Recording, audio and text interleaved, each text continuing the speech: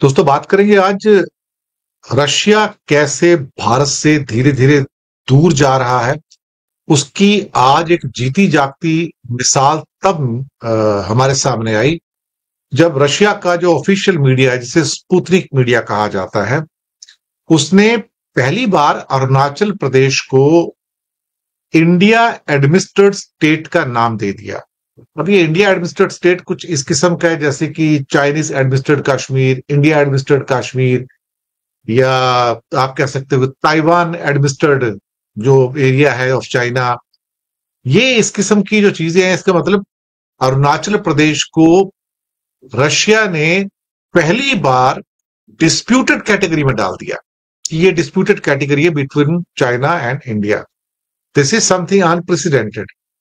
मुझे लगता है कि अब वो जो वर्ड ऑफ डिप्लोमेसी जो है ना, उसके अंदर अब खींचतान की स्थितियां ऐसी आ गई कि रशिया अब पीछे चला गया। रशिया को अस्सलाम वालेकुम दोस्तों, यहाँ पर ये कह रहे हैं कि रशिया दूर जा रहा है, लेकिन दोस्तों रशिया ने तो दुश्मनी मान ली है। ऐसे नहीं कहा जाता कि दूर जा रहा है। दूर तो ऐसे होता है कि आप न्यूट्रल रह जाएं। जब हमारी और भारत की जंग हो रही थी, रशिया न्यूट्रल था, तो दोस्तों आप कहा जा सकता है कि रशिया किसी के साथ नहीं है। लेकिन अब देखिए कि रशिया ने वार कर दिया है भारत पर। रशिया ने कह दिया है कि अरुणाचल प्रदेश डिस्प्यूटेड इलाका है। उसने चाइना को फेवर करते हुए ये कह दिया है कि ये चाइना का इलाका है और दोस्तों डिस्प्यूटेड करार दे दिया है। ये कोई जम्मू कश्मीर की बात नहीं हो रही जो इंटरनेशनलाइज दोस्तों पूरी दुनिया उसे मानती है कि वो भारत का हिस्सा नहीं है। इवन दोस्तों टेररिस्ट जो नाजायज रियासत है इसराइल, वो भी इंडियन ऑक्युपाइड कश्मीर भारत का हिस्सा नहीं मानता, क्योंकि वो तो अक़वाम मुत्तहिदा से तस्लीम शुदा है। लेकिन देखिए भारत का हिस्सा अरुणाचल प्रदेश आज रूस ने उसे भी डिस्प्यूटेड करार दिया है। हम ये नहीं कह सकते कि रूस आपसे दूर हो रहा है। दोस्तों अब ये कहा जा सकता है कि रूस दूर नहीं हो रहा, बल्कि रूस ने भारत के खिलाफ मोर्चा खोल दिया है। समझ आ गई बात की भाई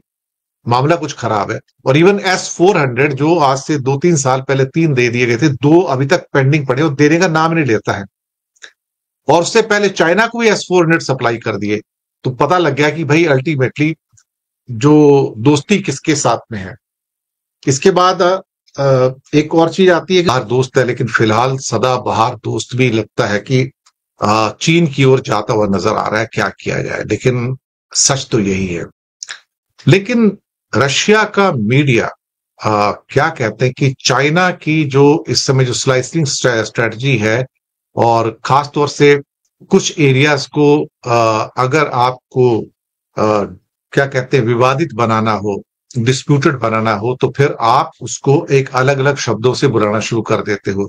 जैसे कि इस समय जो शब्द इस्तेमाल किए जा रहे हैं स्पुतनिक मीडिया के द्वारा, वो नया शब्द इस्तेमाल किया गया है लेख में, India administered north eastern state of Arunachal Pradesh, यानी कि भारत के द्वारा प्रशासित north eastern state of Arunachal Pradesh. ऐसी भाषा का इस्तेमाल पाकिस्तान का मीडिया कश्मीर को लेके करता है।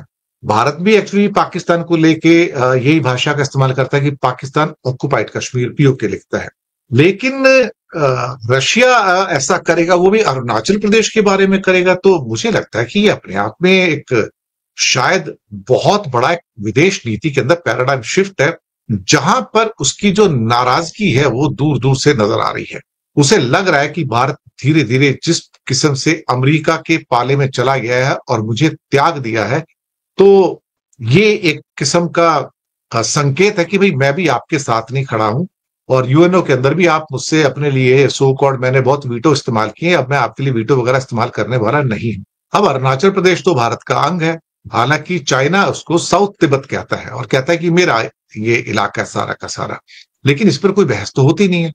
अब चाइना के इस प्रोपेगेंडा में कि साउथ तिब्बत है, रशिया शामिल हुआ। पहली बार चाइना का जो एक एजेंडा था उसको दरअसल रशिया ने सपोर्ट किया है और कह दिया कि this is the Arunachal Pradesh being administrated by India. ये आज तक कभी नहीं हुआ था। शायद यहां से एक नई किस्म की जो चिंताएं हैं वो सामने आना शुरू। मिनिस्टर की जो SCO की मीटिंग हो रही है अभी वहां पर शंघाई चाइना के अंदर, उसमें जयशंकर भी गए हैं और उनकी वांग यी से मुलाकात भी हुई है। लेकिन मुझे लगता है कि यहां पर भारत को कम से कम अपना रुख क्लियर करना चाहिए अब रशिया के प्रति। अगर रशिया अरुणाचल प्रदेश के मसले के ऊपर चीन के साथ आकर खड़ा हो जाता है, तो शायद ये एक विदेश नीति के अंदर एक मूलभूत बदलाव है लिहाजा भारत को मुझे लगता है कि स्पुतनिक इंडिया की इस रिपोर्ट पर अपना विरोध दर्ज करना चाहिए और ये सुनिश्चित करना चाहिए रशिया के साथ कि इन शब्दों का दोबारा इस्तेमाल ना हो। अब ये कोई प्राइवेट मीडिया तो है नहीं, स्पुतनिक मीडिया जो है ये सारा का सारा जो है गवर्नमेंट कंट्रोल्ड मीडिया है, ये रशियन गवर्नमेंट का मीडिया है। और रशियन गवर्नमेंट अगर इस किस्म की चीजें यूज कर रही है, ये शब्दावली या ये जो पूरी की पूरी टेक्नोलॉजी यूज कर रही है, this is a very dangerous sign. It shows the distance Russia has travelled from India now, या ये कह सकते हैं कि जिस ढंग से इंडिया ने रशिया से दूरी बनाई है, खासतौर से किसी भी चीज का जवाब न देना कि Su-57 चाहिए या तुमको कुछ और चाहिए या तुमको किसी और किस्म के आर्मामेंट चाहिए, तो इंडिया उसको लगातार रिफ्यूज करता आ रहा है। लेकिन रशिया ने भी S-400 की दो यूनिट्स अभी तक दिए नहीं है, जबकि उसके पैसे भी दिए हुए हैं, और 3 यूनिट 2-3 साल पहले मिल चुके हैं। तो 2 यूनिट जो मिलने थे, अब उन्होंने वादा किया कि 2026 में और एक 2027 में मिलेंगे। तो कहीं ना कहीं उससे पहले ये यूनिट्स चाइना को दिए गए। अब इंडिया और चाइना की दुश्मनी है, तो फिर वही चाइना को क्यों दिए जा रहे हैं, ये बात भी बिल्कुल साफ निकल के आई है। तो S-400 के जो यूनिट्स दिए जा रहे हैं चाइना को, वो एक किस्म से सेम टेक्नोलॉजी हो गई जो हमें दी जा रही है, वही टेक्नोलॉजी आप उसको दे रहे हैं।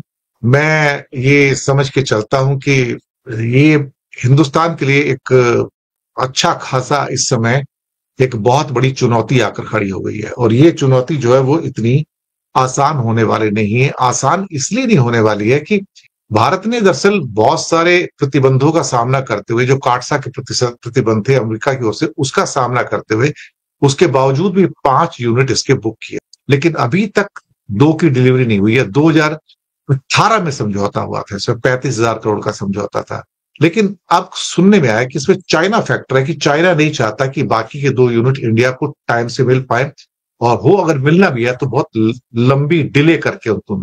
इस बीच में ये भी खबर है कि 12 S-400 पूरी तरह से या पार्टली यूक्रेन के साथ वॉर में बर्बाद हो चुके हैं। तो ऐसा नहीं है कि ये भी बर्बाद नहीं हो सकते, तो बर्बाद हो चुके हैं, तो इस टाइम उसकी अपनी जरूरत है तो हमको नहीं दे रहे हैं। वैसे सिप्री की रिपोर्ट के मुताबिक रशिया के हथियारों के एक्सपोर्ट्स में करीब करीब 64% की गिरावट आई है, और 2021 के बाद रशिया का जो एनुअल जो एक्सपोर्ट्स है जो आर्मामेंट्स का, वो गिरकर 92% से भी नीचे आ गया है।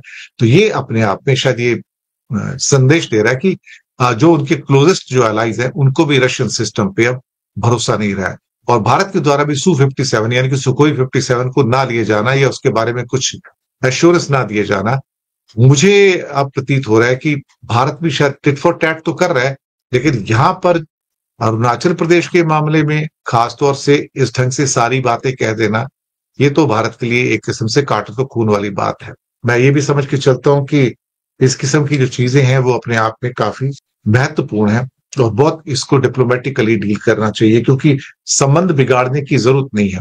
लेकिन रशिया का भारत से डिस्टेंस होना एक बहुत बड़ी न्यूज है, खतरे की घंटी है, इससे ज्यादा मैं कुछ नहीं कहूंगा।